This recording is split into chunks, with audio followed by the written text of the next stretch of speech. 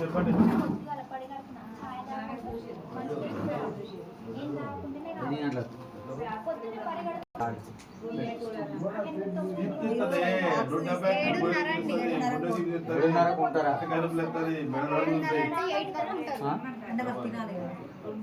మీరు రాగలగాలి కదా, ఏ టైంకి వచ్చినా మీ ఊళ్ళో బస్సు రండి. ఎట్లా మరి సార్ పైన 7:30కి వచ్చారనుకో 170 ఉంది, 170 ఉంది. అర్ధగంట ఆయన అర్ధగంట తర్వాత చెక్ చేస్తే కూడా అదే 170 ఉంది. అంటే ఏం చేయాలి?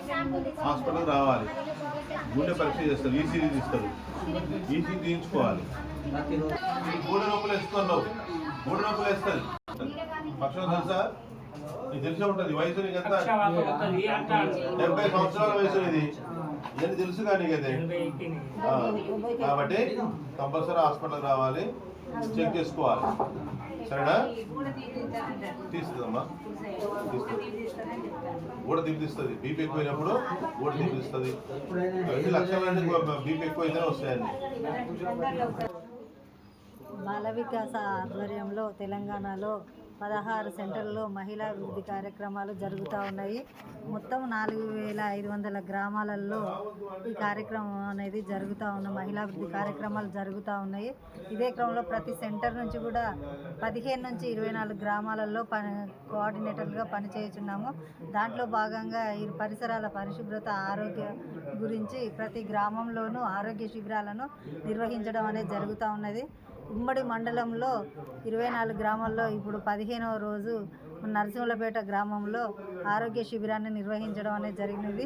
దీనికి గ్రామ పంచాయతీ నిర్వహణలో బాల వికాస ఆధ్వర్యంలో మెడికేర్ హాస్పిటల్ వారి సౌజన్యంతో ఈ కార్యక్రమాలను దిగ్విజయవంతంగా నడిపించడం అనేది జరుగుతూ ఉన్నది.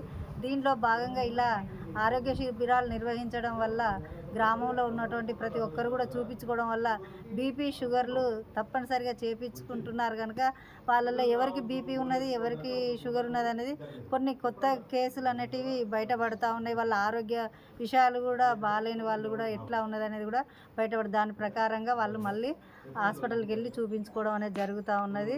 కనుక ఈ ప్రతి గ్రామం నుంచి కూడా 100 నుంచి 200 వరకు ఆరోగ్య శిబిరాలలో పాల్గొంటూ వారి యొక్క ఆరోగ్యంపై అవగాహనను కల్పించుకోవడం అనేది జరుగుతూ ఉన్నది. దీనికి గ్రామస్తులు, పెద్దలు ప్రతి ఒక్కరు కూడా సహకరించడం జరుగుతూ ఉన్నది. బాల వికాస ఫౌండర్ అయినటువంటి బాల తెరిసా జింగ్రాస్ గారి ఆధ్వర్యంలో రకరకాల కార్యక్రమాలను నిర్వహిస్తూ ప్రతి గ్రామంలోనూ ఈ కార్యక్రమాలను నిర్వహించడం అనేది జరుగుతూ ఉన్నది. పర్యావరణ పరిరక్షణలో చెట్లను నాటించడం కూడా ఈ సంవత్సరంలో చేయడం అనేది జరిగింది. పెరటి తోట పెంపకాల ఆరోగ్య విషయాలపై పెరటి తోట పెంపకాలను కూడా నిర్వహించాలని ప్రతి ఒక్కరికి కూడా 8 రకాల కూరగాయ విత్తనాలను అందజేయడం అనేది జరిగింది ఇప్పటి వరకు.